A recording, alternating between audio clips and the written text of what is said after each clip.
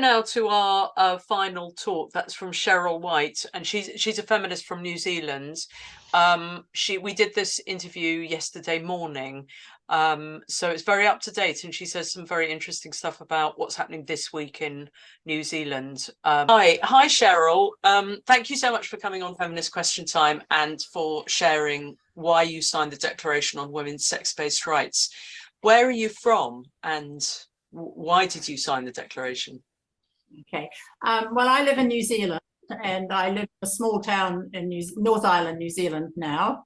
I signed the declaration because I think you just have to stay vigilant around women's rights.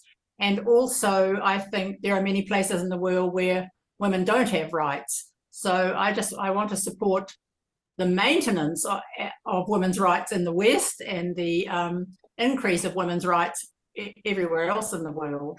Yeah, it's important. And how did you find the declaration?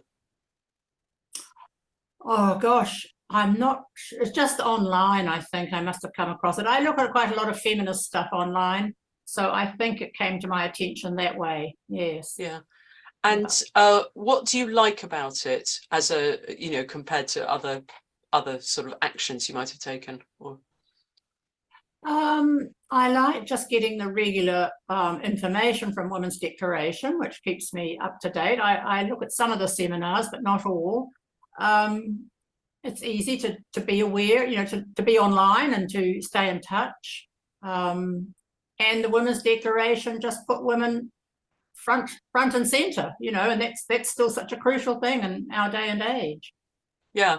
So, that's really good. And how about New Zealand? Do you feel you have really good women's rights there? That it's a positive situation? Yes. I was just sort of saying to you before that I like the backdrop behind you, and it was reminding me that on Tuesday we celebrated in New Zealand 130 years of women having the vote coming into law. And I also think it was 10 years since women sex-based rights were written into our human rights documents here as well. Yeah, I forget what you asked me now, but yeah. No, but so yes, in terms of, and so is that September 2023? That's when. So it was. Yes, it was 1893 originally, and then sex-based rights were reinforced in 1993. Yeah. And I mean, do you know, because I sometimes think, how is it that New Zealand women got the vote, but we in Britain, the backdrop I've got is of London suffragettes in London marching. How is it that you got the vote in New Zealand without having to do all this massive struggle, or did you? Look, honestly, I'm not terribly up on the history, but I think there were some very, very active women at the time, suffragettes here in New Zealand. I mean, Kate Shepherd is one of our notable suffragettes. She even made it to our currency. She's on our currency. I think New Zealand historically, traditionally, has been a very liberal, in the best sense of the word, country, fair-minded, fair-minded and aware of justice issues. That's been the case. Things have changed as they have in the Western world in the last 20 years. But yes, that's been us historically, I think. Yeah.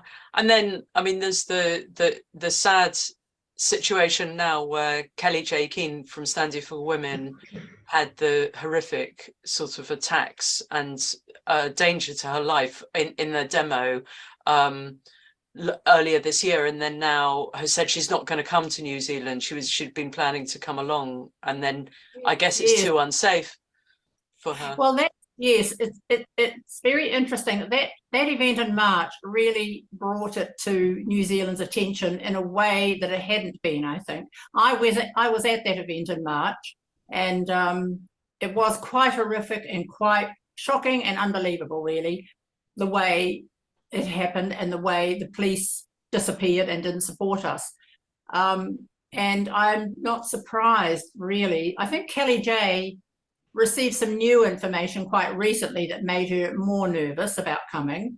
But then I went to the event this week on Wednesday. Oh, so has it just happened? Yeah. Yes, it happened on Wednesday, and it was a great success. And I don't know any of the behind the scenes information, but the police were there in numbers, and it was a vibrant, happy occasion. You know, we had a great time. There were some protesters, but they were kept well away. And the police did their job, and we had a lovely couple of hours with women speaking out. So it was great. That is so fantastic. That's absolutely, it's really positive, isn't it? That, I mean, it's terrible she couldn't go, but it's fantastic that women went to it, and I guess a few men as well, but women were able to speak and the police did their job. So it seems like maybe they reflected that they'd done the wrong thing in March. Could be. I think the fact that we're having an election, a general election fairly shortly, might have made a bit of a difference. Ah, that's a very good point. So perhaps we should do lots of demonstrating just before elections. Yes. Oh, brilliant. Well, we're having an election next year in Britain, so that gives us a great opportunity. Yes, and I just heard about that the other day, and I'm thinking there'd be quite a lot that women might want to achieve before Labour get, you know, they're expecting Labour to get in next time, are you, in Britain? Yes. So they might be wanting to try and really push some things. Yes. Well, a lot of women in Britain are thinking about repeal of the GRA, the Gender Recognition Act, which instituted this madness of self-ID. I think that would be quite a challenge, but if we could do it, it would be very good. Yes. Do you think the general population there are like aware and well informed about that? Yes, in Britain, more and more people are getting finding out what's actually going on and critical of, you know, unhappy about things like puberty blockers for children, promoting gender identities in schools, and the double mastectomies, damage of that, I think, and drag queen story time, there's a backlash against that. So how about in New Zealand? Is the general public quite aware? I think it's growing. I mean, I do take a big interest in what's happening in the UK, because I definitely think what happens there will impact what happens here in New Zealand. I don't think we've got quite as far as you. We're a bit more entrenched, I think. I do see signs of some change in the UK, but I don't know here. One thing that happened after the event on Wednesday, that one of our major TV channels actually presented a balanced and fair report of it, and it was amazing. I was almost in shock, because I haven't seen that in a long time. So that was a good sign.